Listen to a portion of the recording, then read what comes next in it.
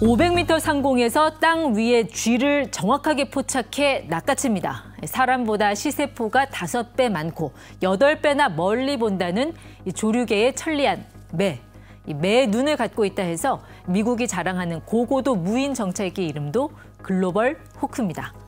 자, 우리 군에도 새로운 매의 눈이 생겼습니다. 바로 정찰 위성입니다. 안녕하세요. 이슈 한방의 이윤입니다. 적의 동향과 정보를 샅샅이 파악한다는 의미의 정찰. 손자병법에도 나오는 전쟁의 최우선 대비 태세를 가리키죠. 첨단 기술의 발달로 이제는 우주에서 카메라를 이용해서 적의 동태를 파악하고 정보를 확보하는 수준에 이르렀습니다. 그게 바로 정찰 위성입니다. 1998년 제작된 영화 에너미 오브 스테이트 혹시 보셨나요? 인공위성에서 실시간으로 개인을 관찰하고 추적하는 장면이 나와요. 그저 영화 속 상상이려니 했는데 어느덧 현실이 됐습니다. 요즘 웬만한 군사 강국은 대부분 정찰 위성을 띄우고 다른 나라를 호시탐탐 엿보고 있습니다. 자, 우리나라도 이 K방산, 나름의 군사 강국인데 뭐 없을까 싶죠? 있습니다. 지난해 12월 2일에 군사 정찰 위성 1호기, 지난 8일에 2호기 발사에 성공합니다. 자, 이게 어떤 의미가 있느냐? 자, 그동안 우리는 이 상공에서의 정찰 기능을 미국에 의존해 왔습니다. 자, 우리가 엿보려는 상대하면 누굴까요? 당연히 북한이겠죠. 지금까지는 100% 미국의 위성으로 사진이나 동영상을 받아서 이 정보를 취득하는 그런 과정을 거쳤는데 이제는 우리에게도 이 독자적인 눈을 갖게 됐다는 것입니다. 사실 정찰 위성 발사는 북한이 우리보다 한 발 빨랐습니다. 2번의 실패, 그러니까 3수 끝에 북한이 지난해 11월 21일 드디어 발사에 성공합니다. 위성 발사장에 서면 늘 수심 가득하던 김정은의 표정에 연신 미소가 번지기 시작한 것도 이때부터입니다. 결국 남북이 동시에 우주에서 군사 정찰 위성을 갖게 된 상황. 자, 우주 경쟁, 아니 우주 전쟁 시대의 서막입니다. 중요한 건 활동하는 위성의 성능이겠죠.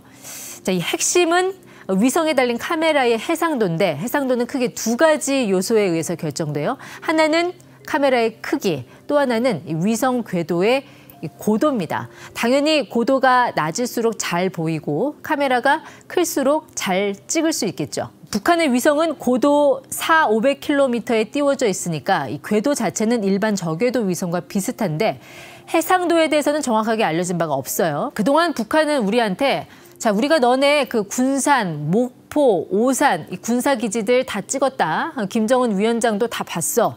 자, 그리고 부산에 있는 미국의 항모모함 있잖아. 그것도 다 찍었어. 이런 식으로 계속 위성이 찍은 사진들을 열거만 했어요. 다만 사진을 공개하지는 않았습니다. 이러다 보니까 북한의 위성이 정말 제대로 기능을 하고 있는 건지 아니면 우리가 늘 겪어왔던 대로 북한식의 소위 뻥카인지 알 길이 없습니다.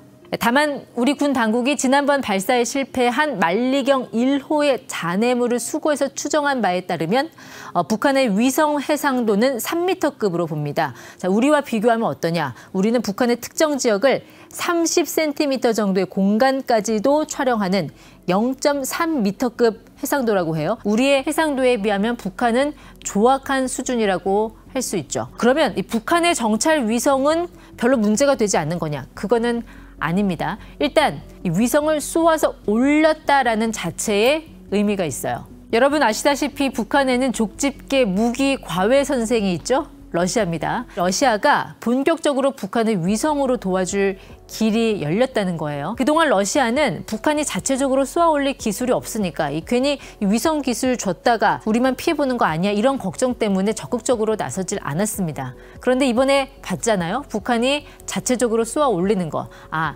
이제는 위성 기술을 줘도 되겠다. 나설 수 있게 됐다라는 것이죠. 왜냐? 북한은 러시아로서는 중요한 반미 동맹의 일원이니까. 또 러시아에는 해상도 50cm 이하의 고성능 정찰 위성이 즐비하다고 해요. 이게 우리한테는 위협이 될 수 있는 지점인 거죠. 북한 위성은 한반도 기준으로 13시간마다 한 번씩 지나고 있어요. 자, 위성의 목표가 한반도 감시에 맞춰져 있다고 하면 이런 목표 감시 텀이 13시간? 너무 길죠. 이 리얼타임, 그러니까 실시간 감시라는 게 의미가 없어지는 겁니다. 요즘 정찰 위성은 1시간 주기도 길다고 하거든요. 그러면 우리는 어떠냐? 자, 우리는 2시간마다 한 번씩 한반도 상공을 지나게 돼 있습니다. 2시간이면 괜찮나? 자, 영화 한 편 보는 시간이잖아요. 그 사이에 무슨 일이 벌어질지 알 수 없는 거죠. 실제 정찰 위성이 제대로 능력 발휘하려면 몇 분 단위로 돌아야 합니다. 여기서 오해하지 말아야 할 게 위성 하나가 몇 분 단위로 든다는 게 아니라 이 상공에 위성을 많이 쏘아 올려서 이 목표 감시텀을 서로 상쇄시켜서 줄여나가자라는 거거든요. 우리는 2025년까지 총 5기의 정찰 위성을 올린다는 계획을 갖고 있습니다. 아마 북한도 적어도 5기, 그 이상을 올리지 않을까 싶어요. 자, 오늘의 결론. 펀치력에 치중했던 북한이 이제는 눈에도 관심을 갖게 됐다. 글로벌 호크 닮은 무인 정찰기부터 이번에 이 만리경 1호 정찰 위성까지 속속 결과물들이 나오고 있습니다. 북한은 왜 이렇게 눈에 집착하는 것일까? 자기가 원하는 표적을 찾아낼 수 있다는 걸 대한민국에 알려주고 싶은 거죠. 그냥 자, 우리 핵무기 있어 라고 하는 것과 우리는 너희들의 전 전략 자산 시설이 어디에 있는지 알고 있어? 거기다 핵을 꽂아줄게 라고 구체적으로 협박하는 건 위협의 차원이 다를 겁니다. 앞으로 우리가 새로운 전략을 입안하고 또 신무기를 개발 배치하는 게 그만큼 어려워졌고 더 신중해져야 한다는 의미이기도 합니다. 북한의 소리 없는 전쟁, 우주에선 이미 시작됐습니다. 지금까지 이슈 한방이었습니다.